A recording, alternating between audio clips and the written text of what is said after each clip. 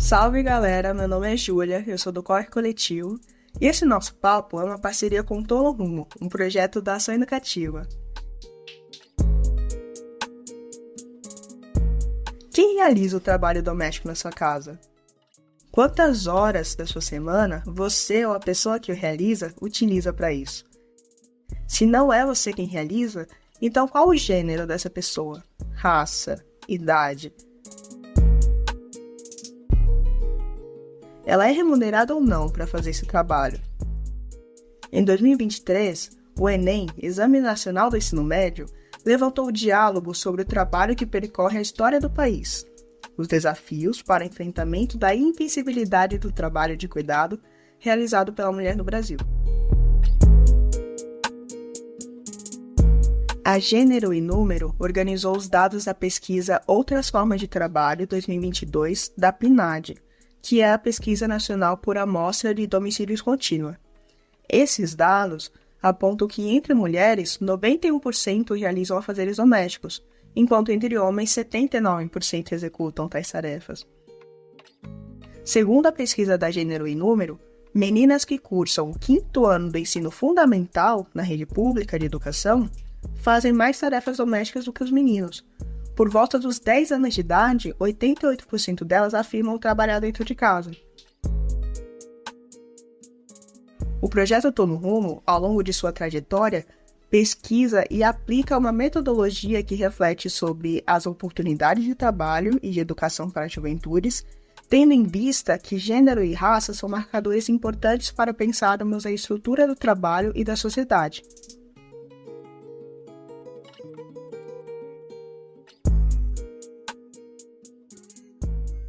Hoje, nossa conversa é sobre trabalho invisível e invisibilizado. E neste episódio, vamos participar de um papo com Wellington Cruz, Denise de Oliveira e Vanessa Cândida, que fazem parte da equipe do projeto. Salve, salve passageiros! Aqui você vai encontrar de tudo: cultura, trampo, ideias sobre educação, oportunidades, mobilização. Ah, e para finalizar, se liga, aqui é o Jovens, Lutas e Labutas. Desembarque pelo lado esquerdo. Exit on the left side.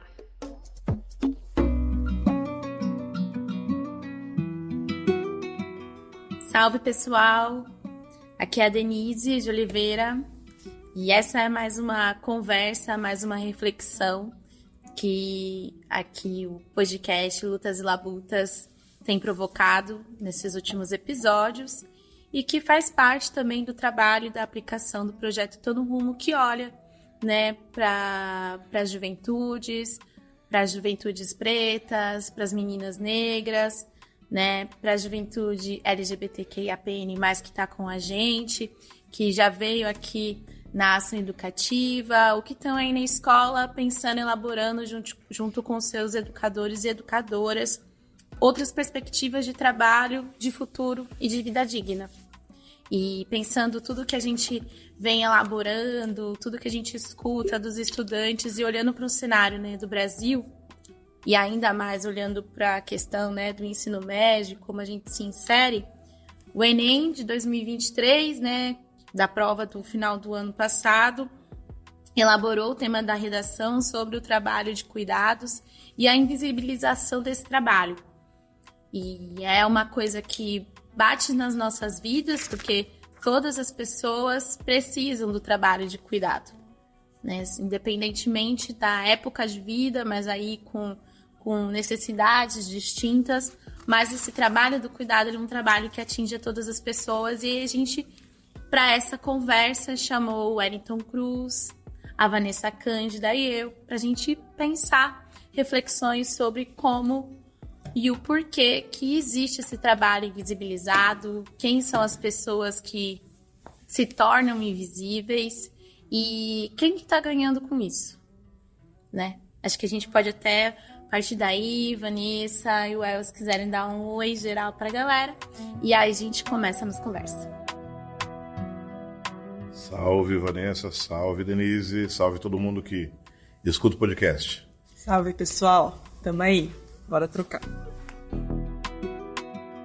Nesse formato um pouco mais aqui intimíssimo de conversa, a gente fica sempre pensando, né, quem que tem esses seus trabalhos invisibilizados? Acho que a primeira coisa que me vem à mente quando vem falar de trabalho invisível, eu lembro da Preta Rara, que é uma historiadora, rapper, e na época ainda que era Facebook, ela criou uma hashtag chamada Eu Empregada Doméstica, na qual ela, com a experiência dela enquanto empregada doméstica, relatava situações que ela viveu. E aí isso se estendeu para o Brasil todo e as pessoas iam lá e escreviam sobre isso. E eu lembro que tinha muito a ver com a invisibilização do trabalho delas, né? Ou a invisibilização da vida social das trabalhadoras, né? Como se as trabalhadoras domésticas fossem, muitas vezes, propriedade das famílias ainda, né? Elas não podiam ter a vida para estudar, não podiam ter uma vida para estar com suas famílias, com seus filhos, com suas mães, com suas avós.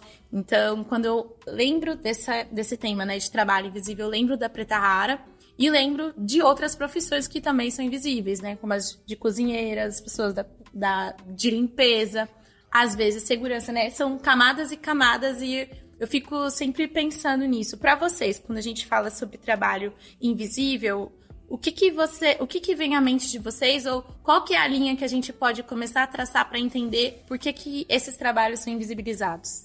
Olha, quando a gente começa a falar sobre isso, eu lembro da minha mãe e da minha avó. Minha avó cozinheira, mas eu lembro da primeira vez que eu vi um documento dela e estava escrito assim, do lar.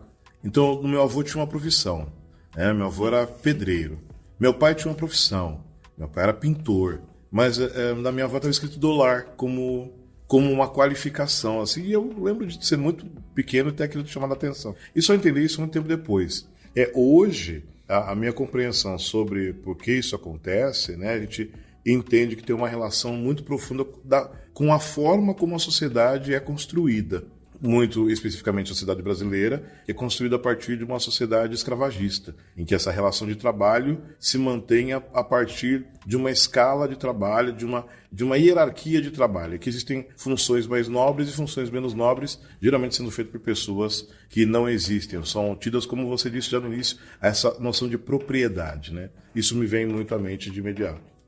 Acho que o próprio nome do lar, ele dá esse lugar de propriedade, né? Que daí tem a ver mesmo com o capitalismo, né? Tem a ver com a estrutura racista, né? E essa estrutura machista patriarcal, enfim, né? Que vai condicionar as mulheres no Brasil, especialmente, a questão para as mulheres negras desse cuidado da casa mesmo depois, né? Da abolição, né? A gente vai ter a primeira lei que vai olhar para a vida digna dessas trabalhadoras que, né, eram do lar, para se tornarem trabalhadoras domésticas com essa nomenclatura, só em 2013, né, com a assinatura da PL, enfim, com a implementação. Mas, mesmo assim, que vão dar essas garantias de trabalho, enfim, né, para as trabalhadoras domésticas, quer ter férias, quer ter o reconhecimento do trabalho delas, né. Só pensando um pouco, né, por exemplo, a proposta da PEC das domésticas, ela traz uma série de garantias de direitos, né, então, por exemplo, carteira assinada, a gente tem essa experiência de que muitas mulheres trabalharam vários anos, né, para algumas famílias e nunca tiveram suas carteiras assinadas, ou seja, né, não tem fundo de garantia, né, não tem seguro-desemprego, então não tem direitos garantidos, né. E aí, como que a gente pensa, por exemplo, como que são garantidos esses direitos, inclusive no dia a dia dessas mulheres, né? Não só pensar essa coisa de uma remuneração digna, né, de receber um salário mínimo, por exemplo, mas a gente sabe que, por exemplo, né, o ambiente doméstico, né, e inclusive essa imagem, né, esse corpo da mulher negra foi muitas vezes visto historicamente, né, enquanto um objeto que é isso, né? Enquanto um objeto. Então, acho que essa é uma questão importante, né? Considerando que a maior parte das trabalhadoras domésticas são mulheres e que a maior parte dessas mulheres são mulheres negras, né? Historicamente e ainda hoje, a gente também tem que pensar como que os direitos dessas mulheres historicamente e contemporaneamente têm sido garantidos ou não, né?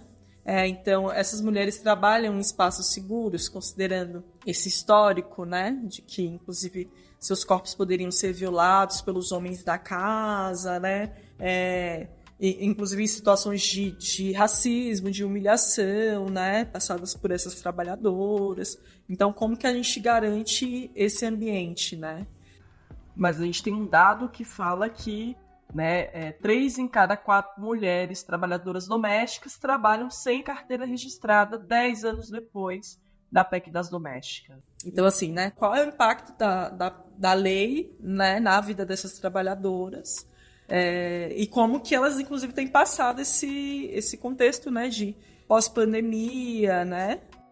Você remete a uma questão importante, e eu evoquei, né, a figura da imagem da minha mãe e da minha avó, e vale ressaltar que a vivência de ter uma mãe diarista, muito antes da PEC das domésticas, né, e também foi empregada doméstica, é remeter a essa história de entender que as funções que ela executava dentro da minha casa, nos cuidados comigo, com minhas irmãs, com a minha família, eram as mesmas que ela executava na casa de outras pessoas, sob alguma remuneração, mas essa remuneração, entendo eu que, apesar de nos auxiliar na composição da renda familiar, era muito inferior àquilo que, por exemplo, se houvesse a PEC das domésticas já naquela época, ela conseguiria atingir em relação à remuneração, em relação aos direitos como um todo.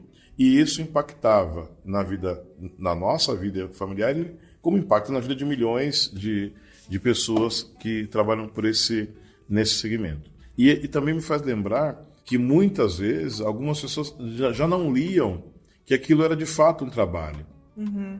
Ela executava as mesmas atividades fora de casa, sob uma remuneração, e dentro de casa sem a remuneração, e nem sempre era lida como uma trabalhadora. Isso é bem cruel num certo aspecto, e o quanto me faz refletir, a partir de uma vivência muito particular, tentar expandir o quanto isso acontece na vida de outros milhares e outros milhões de pessoas. E faz entender para um outro aspecto também, o quanto a sociedade se nutre e existe a partir do trabalho invisibilizado. Porque na medida em que tanto esse caso particular como outras milhares de pessoas executam esses trabalhos, possibilitava, por exemplo, que outros homens e mulheres de outras casas conseguissem cumprir com suas carreiras profissionais, conseguissem cumprir com o tempo disponível que não era executado nas tarefas domésticas para fazer outro tipo de atividade. Então, como essa atividade que é invisibilizada e não lida como trabalho, ajuda e fornece a base para que essas outras pessoas trabalhem e sejam reconhecidas como trabalhadoras. Você falando isso, eu fiquei pensando assim, né? Sempre estou pensando no lugar das juventudes, né? Uhum. E eu fiquei pensando que durante a pandemia, quando estava dando aula, tinha várias situações de estudantes que precisavam faltar na escola para cuidar, seja de um irmão, seja de uma mãe que ficou doente durante a pandemia, né? E aí ela tomava esse lugar, né, dentro de casa, né, seus parentes estão doentes, não podem trabalhar, então ela cuida desses parentes, né? E qual o impacto disso, né, do trabalho doméstico na vida dessas jovens meninas, que inclusive a gente tinha uma perspectiva de que nos últimos anos elas estavam se desvencilhando dessa trajetória que muitas vezes, né, suas avós e suas mães assumiram de trabalhadoras domésticas e podendo alçar outros lugares, né, ampliar suas perspectivas de futuro, e a gente vê um pouco esse cenário voltando, né? Então tem essa especificidade, né, de pensar, a gente fala que a pandemia já passou, mas, né, tem os efeitos dela aí ainda, e pensar no geral, né, o quanto o trabalho doméstico, que é em sua maioria realizado por essas jovens meninas, tem impactado nas suas trajetórias escolares, no exercício de outros trabalhos remunerados, né? Então pensar esse lugar também, né? Porque o trabalho de cuidado, né, seja o doméstico, ele precisa ser feito. Então você precisa de uma casa limpa, você precisa de uma roupa limpa, você precisa de comida, né, basicamente. Se você não faz, alguém vai fazer. Sim. E aí essa reflexão de quem faz é importante de se ter. Porque se é você que faz, aí precisa ter uma consciência de que isso também é um trabalho, né? E é um trabalho que, por exemplo, mulheres negras trabalham nesse tipo de trabalho, né? Para si, seja para sua família, 68 horas a mais do que mulheres brancas, por exemplo. Então, se a gente está, né, fazendo esse recorte de que esse trabalho doméstico, esse trabalho de cuidado, ele é executado na maioria das vezes por mulheres, né? A gente tem esse número grande, né? Que, assim, em horas, num ano, se comparar 1,5 trabalhada a mais do que mulheres brancas. Ao mesmo tempo que você tem que lidar com a rotina sua de trabalho, né? A rotina de vida, a rotina de sociedade e uma rotina de descanso. E esse tempo de vida a mais, para onde vai? A minha reflexão é para onde vai esse tempo de vida que é colocado dentro desse trabalho e para quem ele está fazendo falta, para além dessas trabalhadoras. Esse cuidado está fazendo falta para alguém, na vida, na composição das relações, na composição dos sonhos, está fazendo falta na vida de alguém. Então, esse trabalho invisível e invisibilizado leva a pensar que outros acessos a outros universos, outras possibilidades, outros caminhos não estão realizados. E eu fico pensando quanto uma pessoa que trabalha, por exemplo, 68 horas a mais do que outras, terá menos acesso à educação formal, porque ela não tem tempo, disponibilidade física, não tem condições de deslocamento para, de acordo com o horário e a região que trabalha, para acessar uma educação formal e conseguir avançar, inclusive, para outros caminhos que deseja. Ou qualquer outro tipo de cuidado, né? Seja o cuidado da saúde, o cuidado da saúde mental, seja conseguir elaborar uma alimentação melhor, seja, enfim, conseguir usufruir de bem viver, na verdade, né? Conseguir usufruir de qualidade de vida, conseguir viver plenamente, né? Eu acho que tudo isso que a gente está falando, olhando justamente para o recorte, ele tem a ver com uma política possível, que é uma política de reparação, né? Porque se a gente está falando que é um histórico racista, né? Um histórico estruturante capitalista racista, a gente também precisa olhar para uma política de cuidados, mas também para uma política de reparação, né? Que vai olhar para como, enfim, criar maneiras de não só, né, de reconhecer financeiramente ou reconhecer enquanto trabalho, né, mas reconhecer socialmente essa contribuição e criticamente, porque a gente passa, né, pela rotina, pela vida principalmente né, de quem está em cidades como a gente vive aqui, né, em São Paulo, que são grandes centros urbanos que você já gasta muito tempo de transporte, né, você se desloca com muito dispêndio de tempo, né?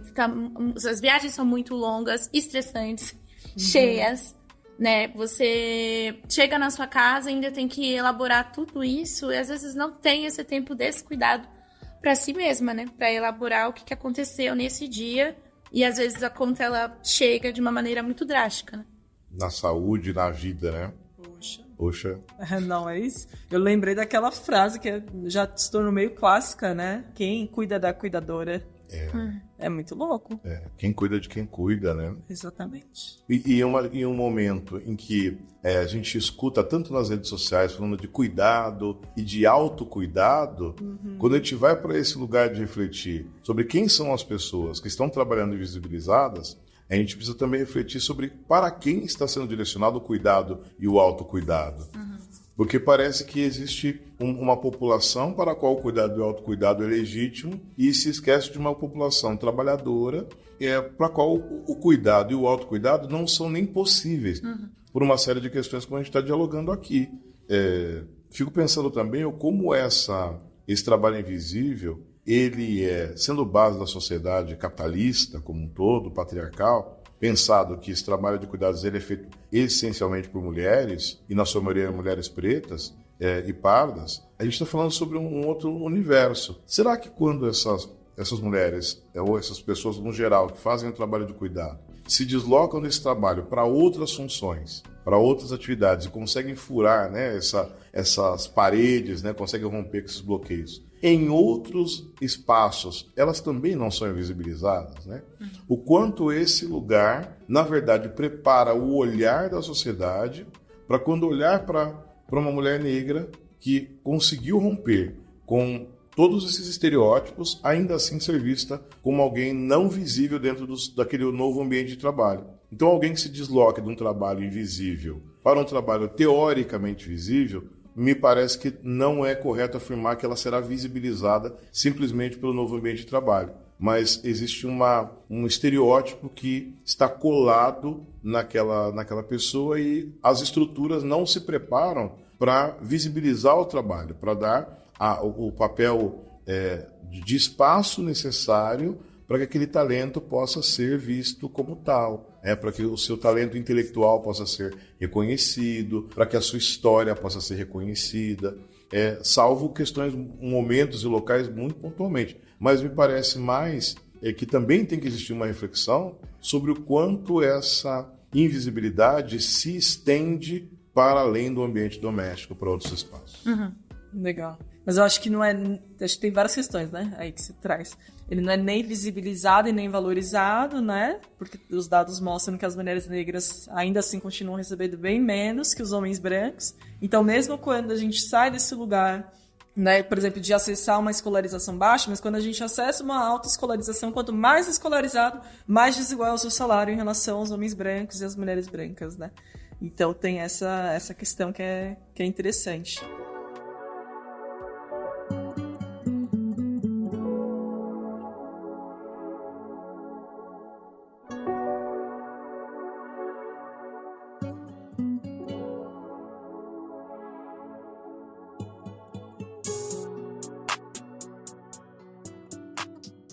A mobilidade social, ela tá atrelada à estrutura da sociedade. Sim. E se ela ainda tá no modus operandi de quem tá nas lideranças, né? De quem tá nos poderes executivos, né? De quem ainda tá decidindo da lei, quem ainda tá decidindo no RH, quem ainda tá decidindo na caneta, né? Se essa estrutura ela não muda, acho que a estrutura que a gente tem, né, nessa casa histórica, né, essa casa branca histórica, ela só muda de lugar. Ela deixa de estar na grande fazenda lá do século, né, 16, 17, 18, e ela vai estar no centro, né? Ela vai estar nas empresas, ela vai estar numa outra configuração, né? Porque a gente tem que lembrar que essas casas grandes das fazendas, elas eram os pontos econômicos, né? Então, isso tudo está atrelado onde o ponto econômico também está se fazendo, né? A gente continua fazendo economia dentro de casa, mas a gente faz a economia girar dentro das cidades, né? E quando mesmo para fora, e voltando nesses séculos, né, anteriores, quando a gente fala sobre trabalho, mesmo fora das casas grandes, né, fora das casas, ainda assim eram geralmente mulheres e homens sendo tratados como mercadoria, escravos de ganho. Então, tem esse lugar de acesso a um não trabalho, né? Essa escravização, quando sai da casa, ele também não sai com uma possibilidade de plenitude. Ele sai dentro de um lugar muito cruel e muito precarizado, que, na verdade, é um lugar cruel, não precarizado, porque a precarização vem hoje, né? Ele é um lugar absolutamente cruel e desumano. E que acaba desenvolvendo para chegar num lugar que, mesmo saindo da casa, ele é um lugar precarizado. Hoje em dia a gente consegue ver correlações entre essa história dessas primeiras pessoas que eram utilizadas como ferramentas de ganho e o trabalho precarizado, que ainda é uma maneira de ganho para grandes corporações. E essa reflexão que a gente vai continuando fazendo. Existe uma relação histórica com toda essa construção. Uma construção histórica que me ocorre, ainda evocando aquelas figuras romantizadas, muito colocadas em vários livros, né? Das mães pretas, que ali faziam de tudo pelo senhor e pela sinhá, e isso não era, de fato, uma verdade, uma realidade, me faz pensar sobre aquele lugar muito cruel também, que é da romantização do trabalho doméstico, da romantização do trabalho invisível. Eu faço isso porque é por amor. Quem faz isso, faz porque ama a sua família. Se você ama as pessoas com quem você convive, você faz de tudo por elas. Esse é um lugar que é particularmente muito cruel, porque quem faz por amor não precisa de dinheiro, né? Nessa estrutura social não precisa de dinheiro. Então parece que como você faz por amor, para que remuneração? A sua remuneração já veio, o seu coração está repleto de retorno sobre o seu trabalho, né? E aí isso vira o quê? Né? Como é que isso se transforma? Para que lado isso vai? Me parece muito que faz muito sentido quando você olha profissionais, inclusive recentemente houve uma fala de uma pessoa que está numa posição política eleita, né, com cargo eleito, falando que a profissão de educadores e educadores tem amor, tem muito amor. Ele não tem o melhor salário, não tem a melhor estrutura, mas tem muito amor. E que historicamente é ocupada por mulheres, né, em sua maioria. Exatamente. Então a gente está dizendo o quê? Que as populações não merecem a remuneração, porque a remuneração delas já veio. Seria incorreto dizer que ela precisa de uma estrutura melhor, de um salário melhor, porque o amor já está cumprindo todos esses papéis. É absolutamente insano esse lugar. E ele não é um local, ele é um lugar muito refletido para ser colocado. Não tem como não fazer uma relação com a crítica racial no Brasil, né? Sim. Todas essas estruturas de cuidado, todas essas manutenções, né? A gente vive um Brasil que fica se criando, fica se recriando, e acho que a gente poder ter essa conversa, poder ter esse diálogo que é nosso aqui, mas é nosso coletivamente com a juventude que compartilha conosco, né? Até então, todos os episódios envolveram jovens que fazem parte do projeto Tô no Rumo, e são relatos de uma perspectiva do que a gente quer para daqui em diante, né? O podcast não à toa se chama Lutas e Labutas, né? Porque a gente precisa ter essas reflexões para conseguir entender que a gente, de fato, está em luta. A gente está numa luta que é continuada, né? E essa luta ela vai passar para frente, porque esse Brasil precisa se reconstruir, né? Esse novo pacto civilizatório, ele precisa acontecer, e ele só vai acontecer quando essa crítica avançar. Uhum.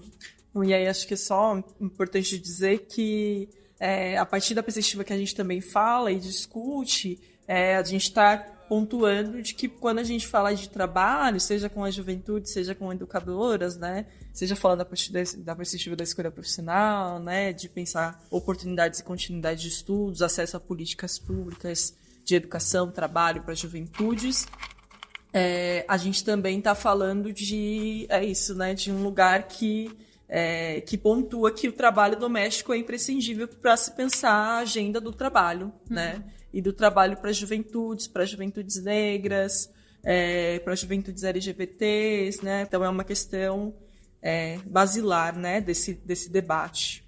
E como isso pode, essa reflexão e esse debate podem impulsionar passarmos a pensar em políticas públicas que atendam essa população que cuida e essa população que é cuidada de uma maneira que a gente consiga dar passos mais adiante quanto sociedade. Acho que tem esse lugar, né, de pensar e também de movimentar no sentido da política pública também corresponder a tudo isso.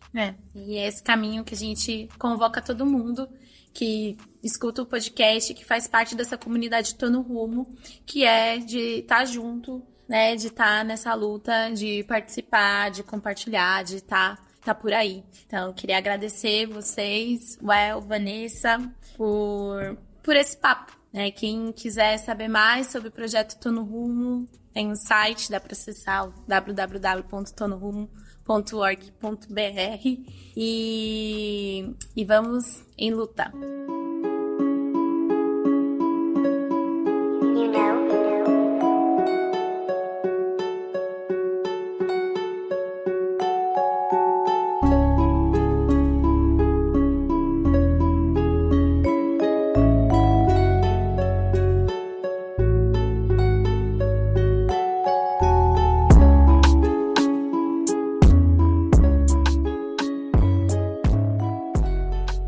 O projeto Tô no Rumo, em colaboração com outras instituições comprometidas com a educação de qualidade, tem contribuído significativamente com diversos recursos relacionados à agenda de trabalho digno, gênero e raça nas escolas e junto às juventudes.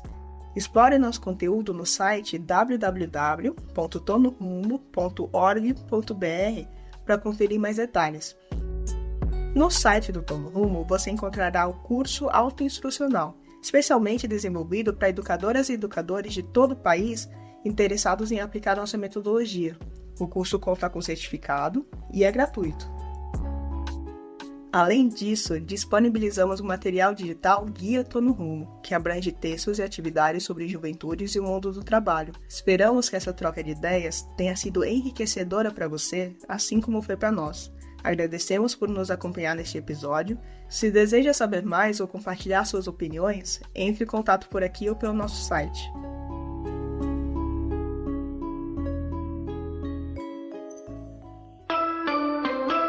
Pedimos a todos os passageiros que desembarquem nesta estação.